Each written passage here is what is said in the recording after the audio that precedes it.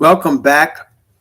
Shabbat Shalom. We're continuing our study, and now we're past the meat of the letter of the Apostle Paul to the Romans, the epistle of Paul to the Romans. But we're at the end part now in chapters 12, 13, and 14.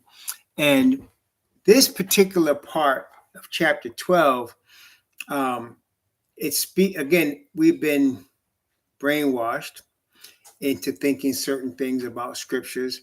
And as we are now awakening to who we are as the true Hebrews of Bible prophecy and of the Bible, we see things differently. We mentioned that in the last section. One of the things we must understand and what we can see here, for example, in the so-called Black community in the United States of America, we have been placed in a situation where oftentimes we found killing each other. Okay, they call it black on black crime. Have you heard of that?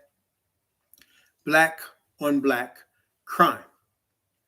Now, what happens is you're being herded into particular neighborhoods, oftentimes. These neighborhoods have been set up by what used to be called redlining, which is when governments work with insurance companies and real estate companies to create areas, geographic areas, that they can put poor and particularly people of color, particularly what we know to be Hebrews, in, because they're the places that Hebrews can afford. And they're places that can be targeted for several areas. One of the things they do is they put guns. They actually place guns in these areas. They place drugs in those areas, heroin, crack. They place them in these areas, and they place guns in these areas. They create a substandard school system, the worst of educational opportunities in terms of facilities, books, computers, teachers. They place the worst in there. You combine that with higher rates of unemployment, lack of education. Then you add all of that. Then you put the drugs, the crack cocaine that they created in there with guns. And you have a lack of opportunity. You take away the man out of the house by laws that prohibit people from getting help from the government if there's a working man in the house. Even if there is, he's underpaid if he's able to work. You add all this together and you put it in one area, and you have a powder keg of anger that ends up in a lot of violent deaths.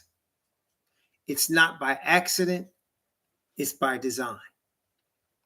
Now, on top of all of that, the fact that in these neighborhoods are mostly what they call in the vernacular of today people of color, what they really are Hebrews. And you have them Hebrews in this situation, and you have everything I just described, but add to that, you don't know who you are. So you're angry, you're frustrated, you're surrounded by no opportunity, and you're surrounded by violence and death. Okay? And you add to that, you don't even know who you are. You don't know how it came upon you, how you got to this situation, or more importantly, why. You don't know why. But it is being implied to you that this is who your people are people that are violent, are people that are murderous, are people that in most cases are less than human. That's what you're being taught. Then they put police officers in there. And the police officers are in these neighborhoods that are filled with drugs and guns and crime and violence, and most of all, anger. So that the police officers, and I'm not speaking for or against the police officers are basically trying to survive. They're not concerned with protect and serve. They're concerned with, can we get out of here today alive? Which is why they're very quick in those neighborhoods to pull out their guns. Right? Because they're not thinking about the protect and serve. That's out the window. No. We're in the middle of a war zone, and police officers will tell you that. They feel like they're in the middle of a war zone, and they are. It's created by the government. And so they're trying to survive. Then you add to that, wait a minute, it gets better. You got the red line neighborhoods. You got the neighborhoods where there's no opportunity and you can hardly get it. Only the strongest survive. You get a neighborhood that's purposely flooded with guns and drugs. You get a neighborhood with substandard education. You get a neighborhood with anger and people that don't know who they are or why this came upon them. You put police in there that are trying to survive, combined with other police that are former Klansmen and white supremacists.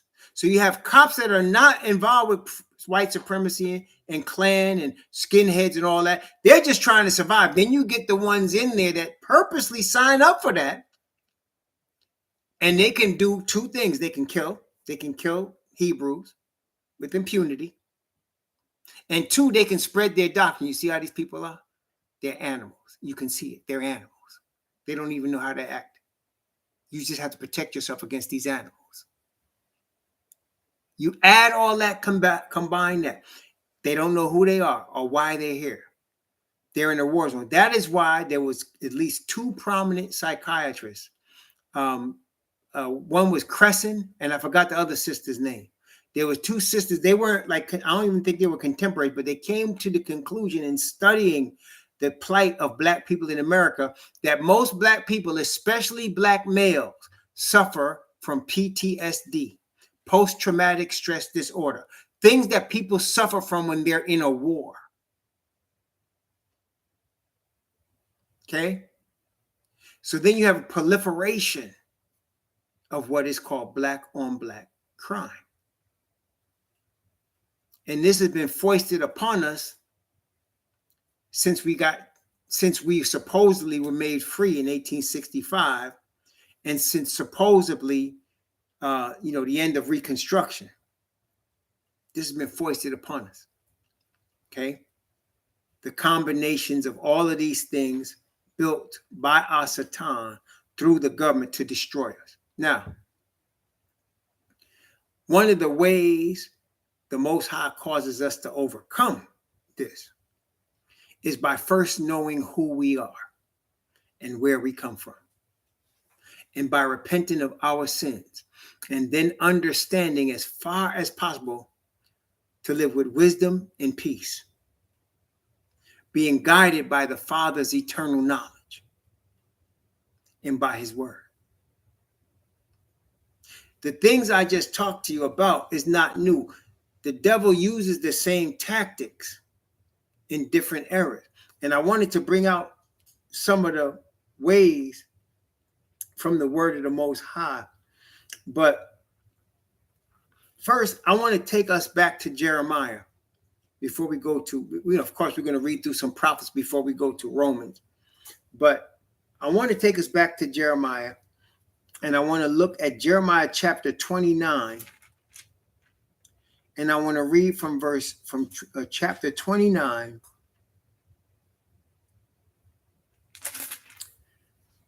And I'm going to go down to chapter 1 to verse 13. Jeremiah chapter 29 from verse 1 to verse 13.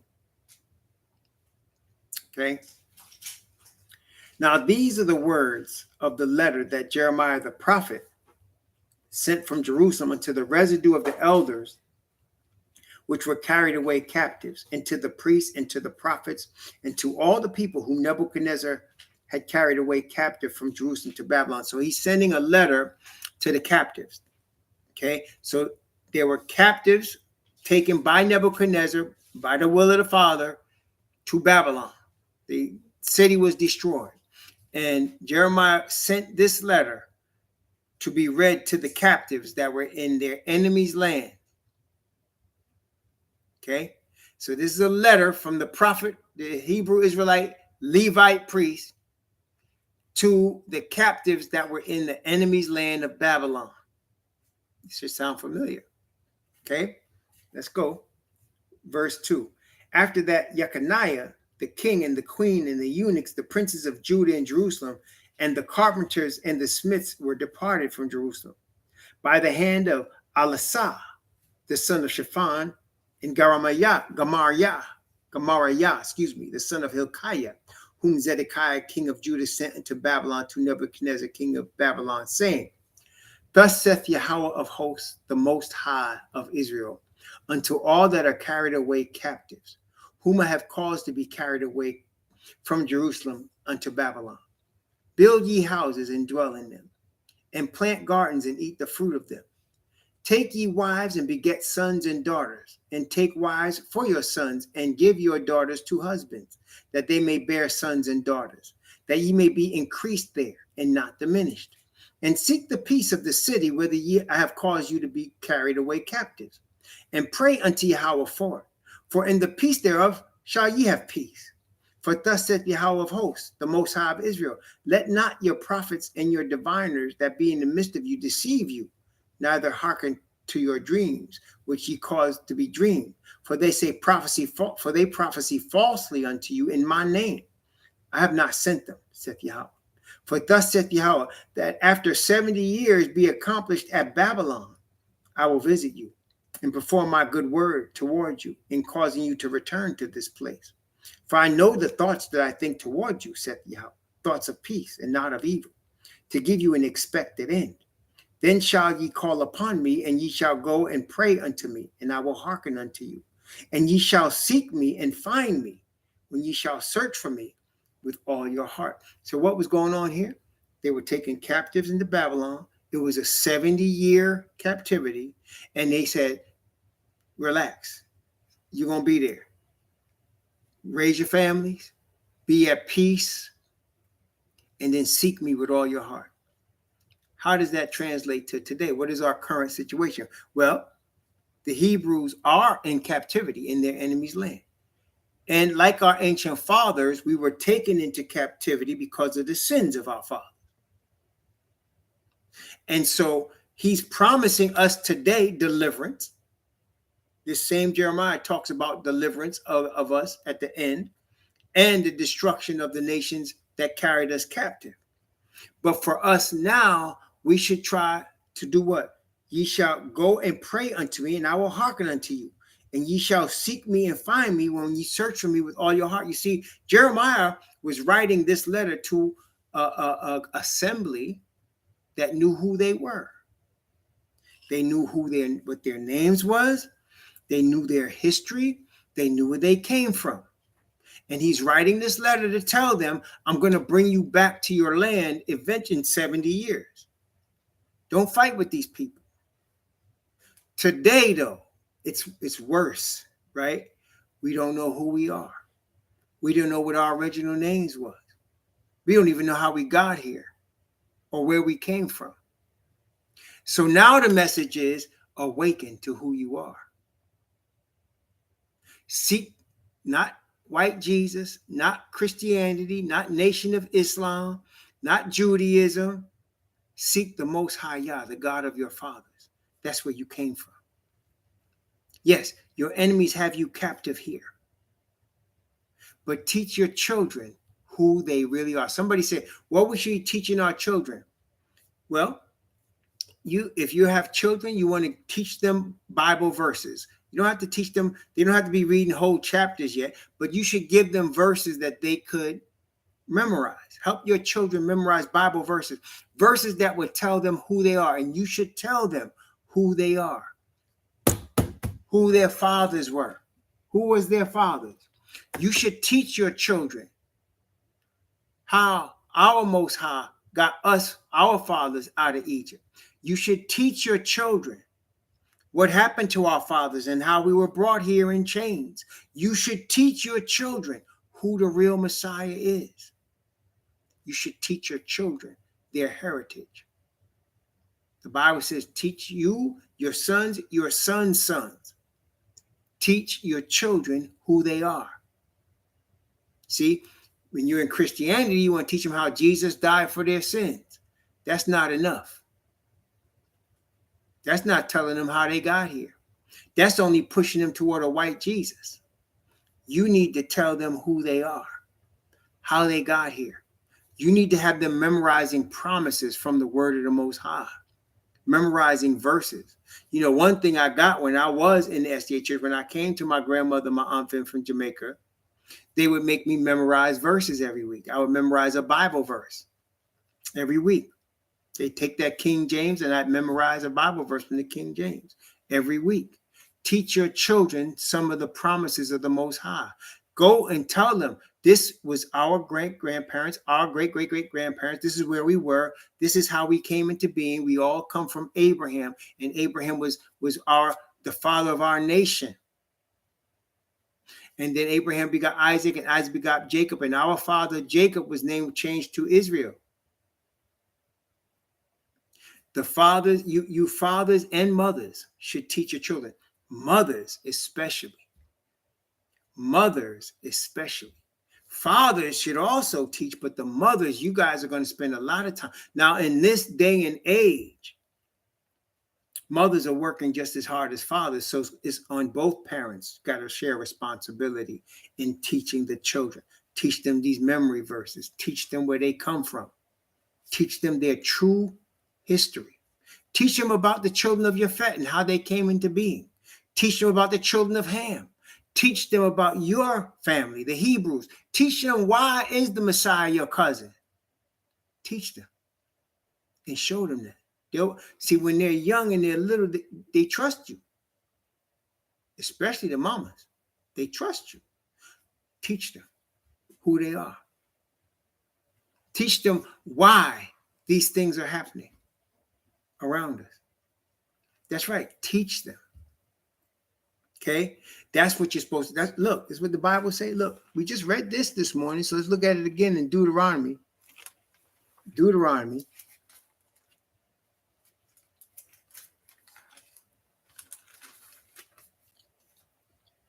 Deuteronomy is a great book to teach the history of your people to your children. It's a great book to do that. Deuteronomy is. I'm going to read chapter 4 from verse 1 down to verse 10. Deuteronomy chapter 4 from 1 to 10. But Deuteronomy is the history of our people.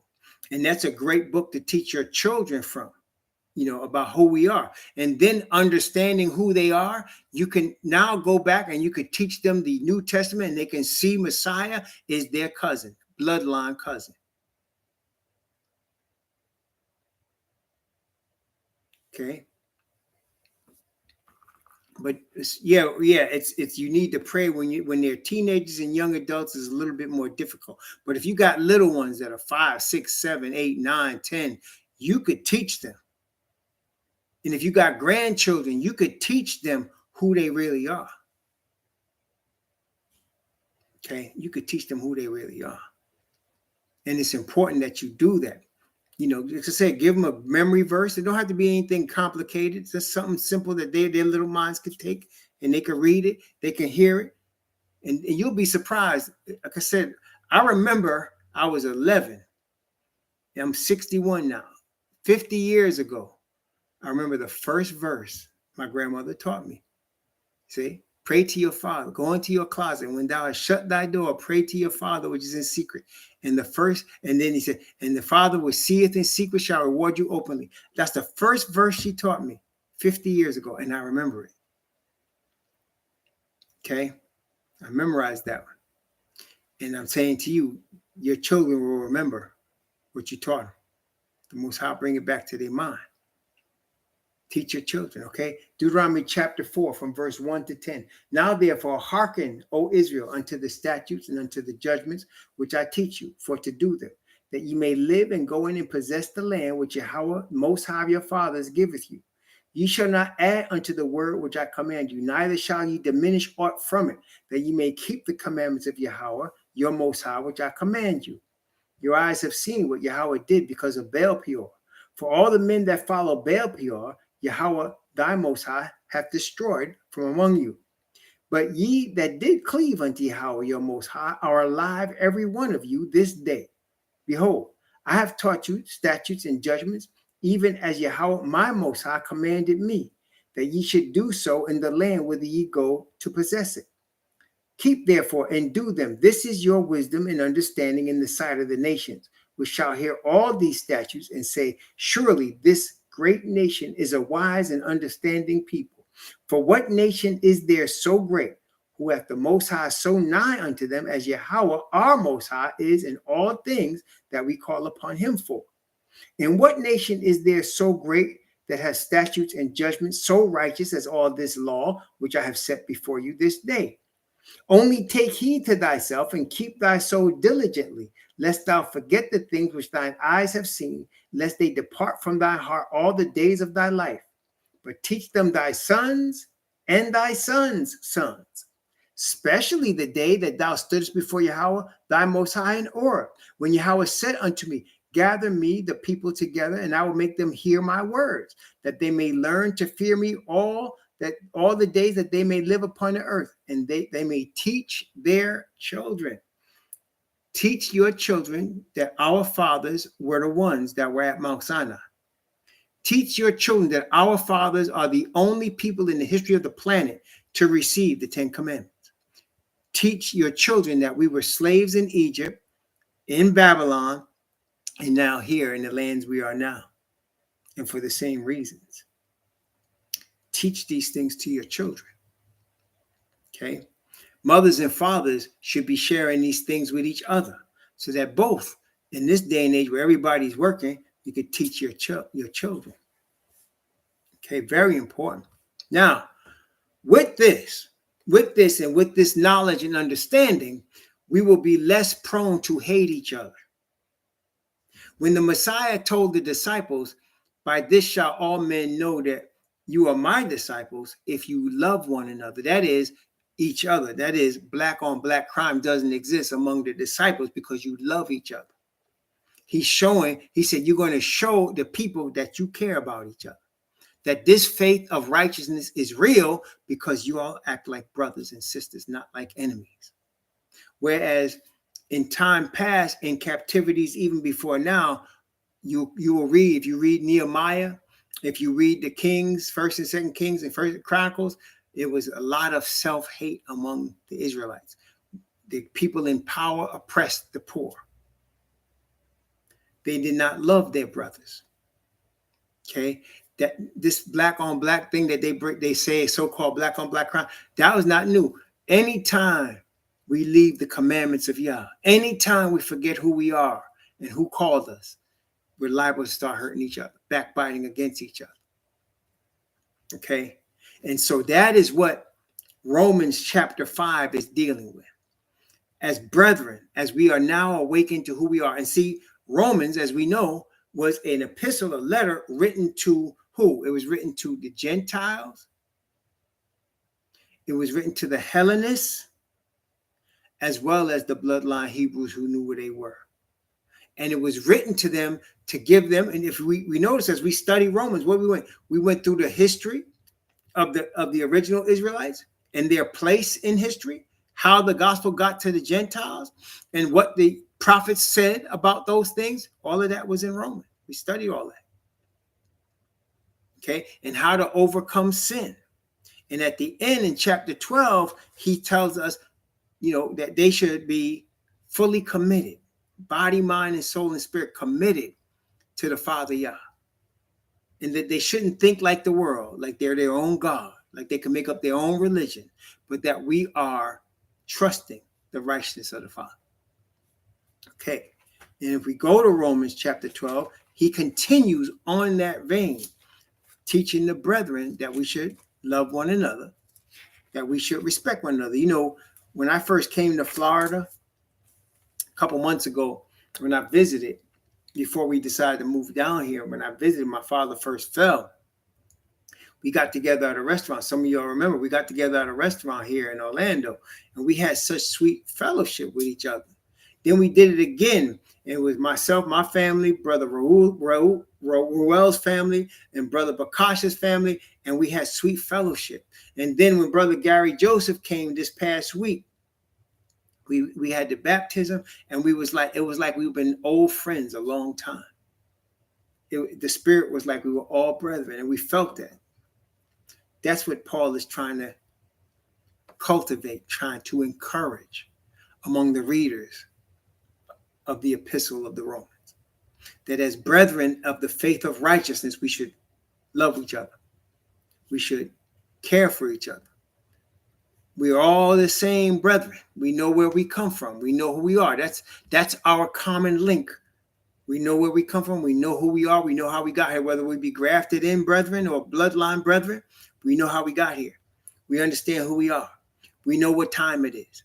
These things are extremely important. Even in the world, they say the marriages that last the longest are marriages where the people all believe the same religion. They believe the same thing. And that's just in worldly religion, right? But when you were really in the truth of righteousness and you believe the same thing, that draws you together like brothers and sisters. And we feel it when we come together. We felt it, right? Brother Gary, Brother Amon Bakash, Brother Rua, we felt it together. Okay. And then we've had fellowship together, with brethren in Virginia before, and we were in West Virginia, and we felt the spirit very heavy among us because of the love of the Father and the righteousness that is among us in the spirit. We feel it. Okay. And that's what Paul is admonishing the brethren here in Romans chapter 12. Let's look at that. Romans chapter 12.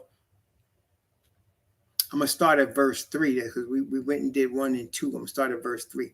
For I say, through the grace given me, to every man that is among you, not to think of himself more highly than he ought to think, but to think soberly according as Yah hath dealt to every man the measure of faith, right? So that's why I'm always saying to you, I'm just like, see, we tend to exalt people, don't we? We have a habit of exalting man. It's just something that we do because we're carnal, right? So we exalt man. And it's all right to have respect to the teacher of the Most High, the pastor, whoever. But brothers and sisters, we're all brethren. We all have been given a measure of faith. We've all been given gifts, and all of us should respect each other in that. Nobody's higher than anybody else. I'm not higher than you. You're not higher than me. But we should respect the spirit that the Father gave us to do whatever He's calling us to do, right? So we respect that. But all of us are humble brethren of the same. We have one Father, that's Yah. We have one Messiah, that's Yahweh Shai. There's nobody else above them, and there's nobody else that represents them. That's who they are. And all of us are brethren. Remember, Messiah said, call no man father on earth, because he said you have one Father, and all of you are brethren. And that's what it is. None of us should be thinking that we're better than the other. We're all brethren. We're all brethren. Okay? Praise the Most High. Let's continue. Verse 4, I'm going to read from verse 4, and I'm going to read from verse 4 down to verse 8.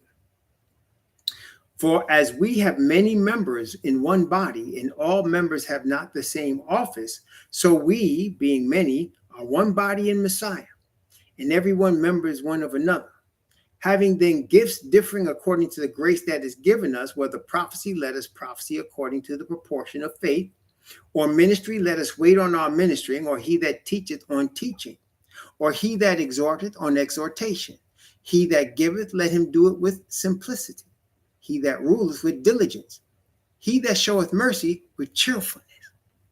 Okay, so whatever your gift has been, and this is how we realize the gift that you have, the Spirit of the Father, show us our gifts. It's not what we think our gifts are. The Spirit of the Father will show us. He'll use our gifts to bless others. And it'll be evident to you that this is your gift. Whatever it is that he's using that's with you or in you to bless someone. It could be multiple gifts. Okay? But it's the Father's gift by his Spirit for us to bless each other. Right? To bless each other. Praise the Most High. Verse 9, let love be without dissimulation. Abhor that which is evil and cleave to that which is good. Dissimulation means hypocrisy. Why would love be with hypocrisy? Because somebody has an angle, right? Somebody comes at you and they're being nice to you because there's an angle. You know what I mean? Like there's an ulterior motive. They're not just being nice to you because they like you. They're being nice to you because there's something that they want from you or something to use you to do. So he's saying among each other, don't act like that. Let the love be sincere, as the Father's righteousness and his spirit toward us is real and sincere. Then let it not be because I'm getting something from you, I'm trying to get something out of you. He said, let it be without dissimulation. Abhor that which is evil and cleave to that which is good. Verse 10 and 11, be kindly affectioned one to another, with brotherly love and honor, preferring one another, not slothful in business, fervent in spirit, serving the master. And isn't that like, I think again, we could bear witness. Nobody had to tell us when we get together to act like that, to love each other. Nobody had to tell us, that we shouldn't be kind to each other. It came natural, right? I mean, brothers and sisters, you know what I'm saying? Nobody has to tell you. When you're in a fellowship and it's the Father's Spirit, it comes natural. You care about each other. You love each other. You want to be kind. You want a fellowship, of a sweet fellowship, sweet spirit. It comes like that without us trying because it's the Father's Spirit. It's like natural when it's the Father's Spirit. So the key thing is to, as he admonishes, Paul does, walk in the Spirit. So that when we come together to fellowship, we're always kind to each other. Nobody's trying to argue, right? Nobody's trying to fight and argue. That's a different spirit. Okay, that's the spirit that our enemies want us to have, that cause us to have crime in places when they're setting it up that way. But when we understand who we are and we surrender to our family and to our Father in heaven, I say our family, but our Father in heaven, and he bring us together as family, we can be frustrated. We can understand the situation, but we won't hate each other. We won't hate on each other. Okay, because we're all in the same boat together, and we understand that, and we understand how we got here. It's no mystery to us anymore. Okay, what's going on? All right, let's continue from verse 11 down to verse 15. Well, let me go from 11 to 14. Again, we're dealing with how we deal with each other. Remember that, as Hebrews, as awakened Hebrews, and as Hebrews grafted into the scattered sheep of the nation of Israel, how do we deal with each other? All right. Be kindly affectioned one to another with brotherly love and honor, preferring one another, not slothful in business, fervent in spirit, serving the master, rejoicing in hope, patient in tribulation, continuing instant in prayer, distributing to the necessities of the saints, given to hospitality. Bless them which persecute you, bless and curse not. He's not just talking about strangers out here now. He's talking about us dealing with each other. Okay? Don't curse at each other. Don't fight with each other. If somebody wants to be combative, let the brother be so. Don't fight with him. Y'all are brethren. Okay, y'all are brethren. Y'all serve the same Messiah, the same Father. Now, I will tell you this. The devil will always, 100% of the time, don't be surprised that he sends agents among us to create division and strife among us. You heard what I said? Don't act like, don't be surprised when you see that. There's always going to be agents sent among us to create division among us, always. And you will always know them because they'll start insinuating things. They'll drop certain suggestions to try to create strife. Okay? Yes. So be always careful of that. And even understanding it, stay cool. That's what meekness is. Observing the situation and staying cool. That's what meekness means. Okay? Observing it, understanding it, staying cool. Right? Knowing what's going on. But there's always, and especially, watch this now. There's it's not hard to spot, to be quite honest with you. When we are having peace and we are in fellowship and we are enjoying each other's company, and then suddenly somebody comes and the peace is being threatened, and the fellowship is being threatened because there's a different spirit. Now you know where it came from. You see what I'm saying? And then especially if there's whispering and backbiting going on, you already know where it comes from now. Okay. If you just, and it'll be somebody you trust. The disciples trusted Judas. I heard a pastor once say, he said, if Messiah had died the night before Judas' betrayal, the disciples probably would have chose him as the top disciple because they respected and trusted him so much. Okay. And so it'll be somebody you respect and trust that'll bring a spirit of division, a spirit of evil, a spirit of doubt with each other. And you'll know where it comes from. And this is the key. Messiah knew who Judas was. Wasn't surprised by Judas. And he did not allow that knowledge to cause that to spread among the other disciples. Right? So it's not hard to spot.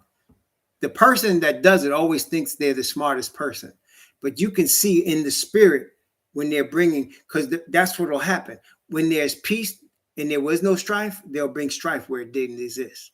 Where there was no doubt, they'll bring it where it didn't exist. Okay? They'll always do that. Okay? But don't, I guess my point is, don't let that trouble you. Don't let that trouble you. Okay? Don't let that trouble you. Okay? Don't let that trouble you because we should expect it. Another one is the spirit of fanaticism. The spirit of fanaticism is used a lot, especially religious fervor, to cause strife and division. For example, the brothers and I were talking the other night about whether the earth was flat or round, right? What brothers? Your brothers was there. Brother Gary Joseph was there. Brother Ruel was there. Brother Iman Bakash was there. We were discussing whether the earth was round or flat. Remember that? Okay. Now I'm saying, I said to the brethren, I'm not doubting, and I don't want to get into it here, but I'm saying I'm not doubting what you're telling me, but I don't want us to what? What did I say, brother? I don't want us arguing and fighting about it. I don't want that subject to cause us to have division among us. You see? Because that's the type of thing somebody will try to introduce to create a division. You understand? Now, let me ask you this question. Are you ready? Is it more important to have a thorough understanding of whether the earth is round or flat? Or is it more important to be sealed in perfect righteousness? What would you think? What is your judgment? Do you judge that it's more important to be sealed in perfect righteousness or to have a thorough understanding of whether the earth is round or flat? Of course, it's the seal, right? And so let's not allow anyone to create division among us by trying to introduce something that they say, well, we must all believe it this way. You see what I'm saying? Somebody might come and say, and I used to be this way, all of us should be vegans. I've been led to believe that we should all be vegans and everybody needs to be a vegan. You can't be among us unless you're a vegan. Now, the word says there's meats you can eat. It says it clearly. There's food you can eat and there's food you shouldn't eat. And it lists flesh among those foods that you can eat. So who am I to say we should all be vegans? But you see what I'm saying? That kind of thing. Okay? That kind of thing. Don't allow anything to come among you that will cause division among you. And we all, and this is the thing, brethren, and tell me if you agree with what I'm about to say, because I don't want to be up here to be one to tell you what to do. But I'm saying the most important thing to us is to receive the spirit of perfect righteousness from our Father. And why? Because with that spirit, that's the only way we can render obedience that he accepts.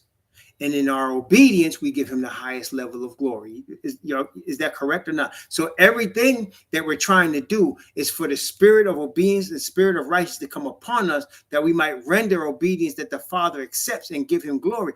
Everything else don't mean anything. So somebody might say, and we've had people do it, come in and say, brother, where's your beard? How come you ain't got a beard? You're all supposed to have a beard. Which is not true. But brothers believe that. And then that'll create division. Well, this brother's teaching that he don't have a beard. I mean, it sounds ridiculous, doesn't it? I don't have facial hair, therefore I'm not teaching right. But that's the type of thing that comes. That's the type of thing that comes. Okay? Let us keep our eyes focused on the goal of obedience through faith in righteousness. Obedience not through my own works, but through faith in spirit of righteousness. And people will, I'm telling you, this is not like, I'm not telling you something that might happen, and I'm not being a prophet. It's guaranteed, brethren. There's always going to be those that the devil sends among us to either through fanaticism or through backbiting on a whisper create strife. That's 100%. And they're going to be people that look like us, and they're going to be people we trust. That's always going to happen until the sheep and the goats are completely separated. And that process is taking place, but it's not complete yet. When that process is complete, you won't see that no more. But until that time, you're 100% of the time, you're going to see Judases, you're going to see people that backbite 100% of the time. And our goal when we see it is to understand what it is and not let it mess with us and know where it's coming from. And if it persists, kindly tell the brother, listen, we don't want this strife here. It's all right, brother. We don't want strife. And then say, oh yeah, cool. Then there's no problem. Okay. But we already know. Messiah taught us. Have not I chosen you 12, he said, and one of you is a devil? He said it's so smooth and cool that they didn't even catch it. Have not I chosen you 12 and one of you is a devil? He wasn't worried about Judas at all. He said it'd be better for that man if he had not been born. That's some serious stuff, isn't it? He was talking about Judas. He said, woe unto that man by whom the Son of Man is betrayed. It'd be better for that man if he had not been born. You see, the Judas types always think they're smarter than everybody else. Always. They exalt their own intelligence above all the things. And that's why he said, for I say through the grace given me to every man that is among you, not to think of himself more highly than he ought to think. All of us are brethren. All of us are brethren. And the person that comes with the fanatical spirit or the backbiting spirit, if they keep on that path, it would have been better for them if they had not been born. Because that's the spirit of an enemy. You cannot be sealed with that spirit. Let's continue. Romans chapter 12. Start at verse 14 again. And I'm going to go from verse 14 down to verse 19. Romans chapter 12 from 14 to 19. Bless them which persecute you. Bless and curse not. Rejoice with them that do rejoice, and weep with them that weep. Be of the same mind one toward another. Mind not high things, but condescend to men of low estate. Be not wise in your own conceits. Recompense to no man evil for evil. Provide things honest in the sight of all men. If it be possible, as much as lieth in you, live peaceably with all men. Dearly beloved, avenge not yourselves, but rather give place unto wrath. For it is written, vengeance is mine, I will repay, saith Yahweh. That's right. That's why we try to walk in wisdom. Why? Because one of the most important parts of walking in wisdom is trying to avoid situations that will cause you to get angry. Right? What you try to do as best as possible is try not to get angry. Because, brethren, especially your family, we talk about your family could cause you to lose it. Spouse, parents, siblings, cousins, close friends, homies that you grew up with, them people could cause you to lose it. Okay?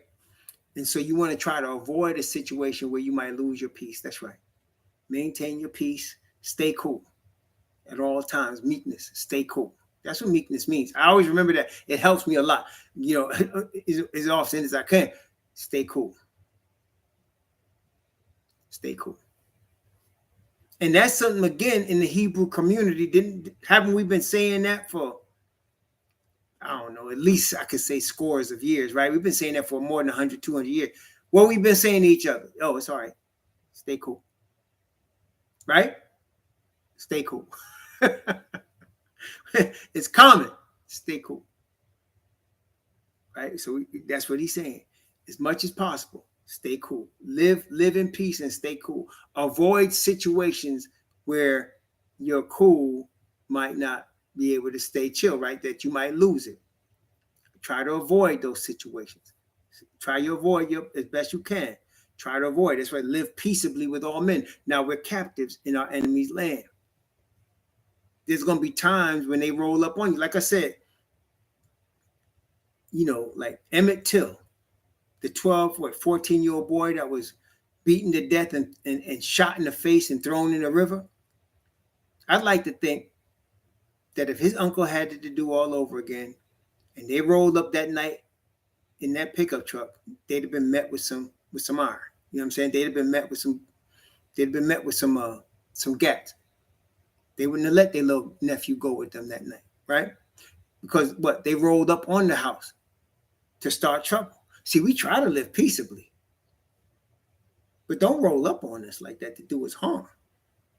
Because it's natural for us to defend ourselves, right? That's different than what Christianity teaches you. Christianity said, let little Emmett go with them. Stay at peace with them. You come to hurt my nephew? You better step off my property. I think it's best for you to step off my property. You see the difference? Try to live peace. What's wrong, sir? Well, that little so-and-so said something to my wife. I'm sure this is a misunderstanding, sir. We want him out here. No, you can't do that. No, we're not going to do that. But if you force us, we have to defend ourselves. You understand? We're not going to let you roll up on here and take my little nephew out here tonight. No, that's not going to happen. But we want to be cool. You hear what I'm saying? So try your best to live at peace. Don't start no trouble.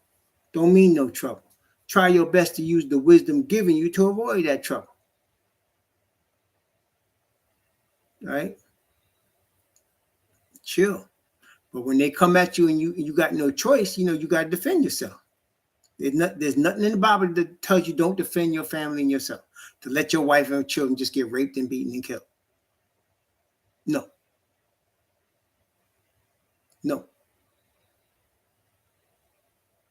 Okay?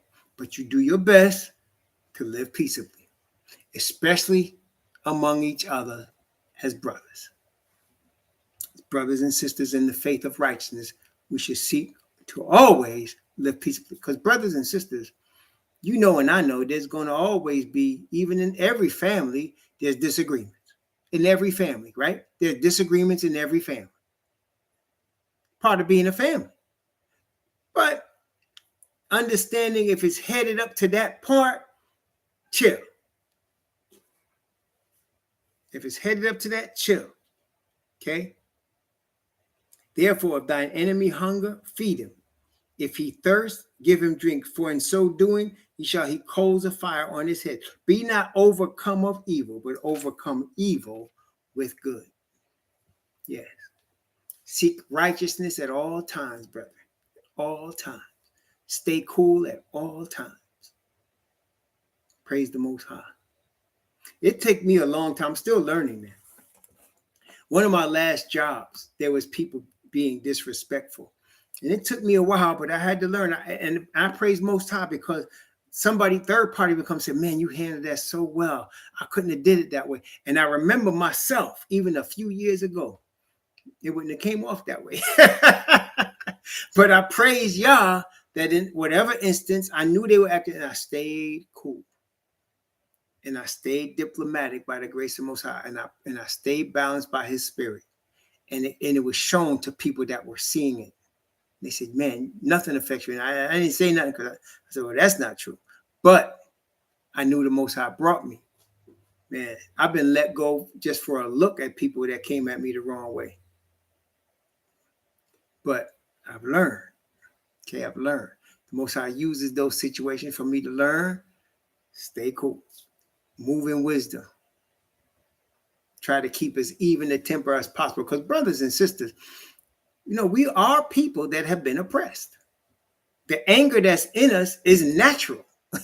It's somebody to act like this is some unnatural thing for especially the so-called black men to be angry. Are you kidding me? All that we've been through, of course we're angry. Of course we are.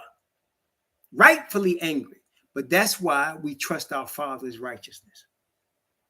Because we know that vengeance comes from him. We don't need to march on Washington with no guns and threaten everybody. We don't need that. We need to trust our Heavenly Father because he's going to bring the noise. Messiah is going to bring the noise. We know this. He's going to bring the noise. Okay?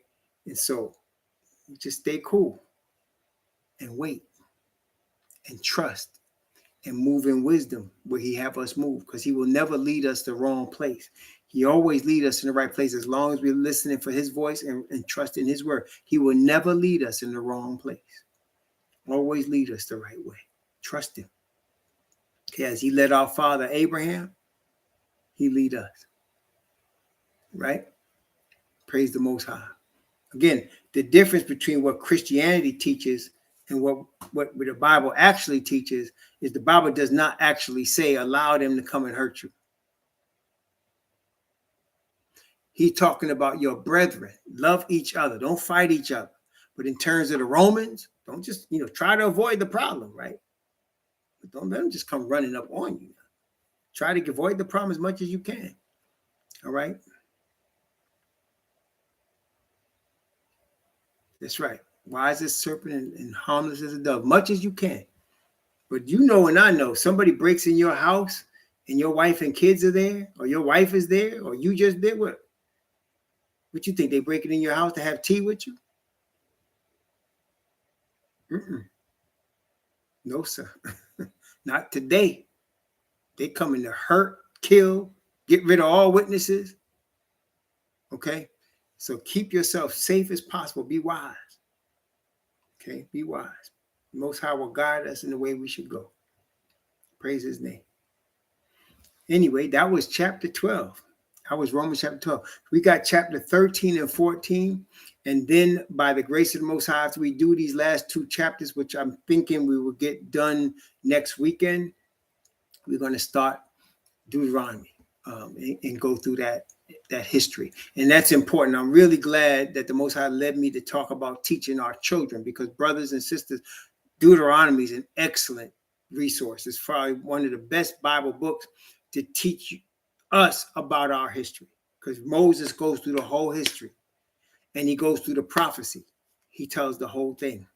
Okay, so this is a good study that we're going to do here, and so that'll guide us in all the areas of prophecy, obedience, the Most High's law, how his people, his chosen ones. All of that is in Deuteronomy. Okay, so it'll be there for us. So we'll study that, but we got chapters 13 and 14 to polish up here and finish in Romans. Praise the Most High. But please enjoy the rest of this Shabbat. Be at rest, brethren. Let's continue to pray for each other. Oh, praise the Most High. Yes, that's right, Brother Mark.